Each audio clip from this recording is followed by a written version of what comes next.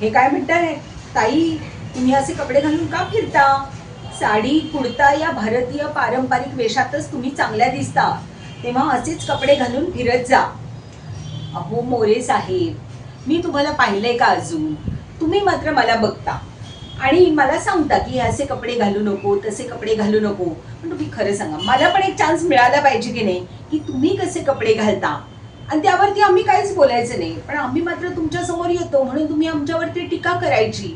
हो, मला सगळे कपडे घालायला आवडतात आणि काय वाईट आहे त्याच्यात? मिळतात ना आपल्या बाजारपेठात.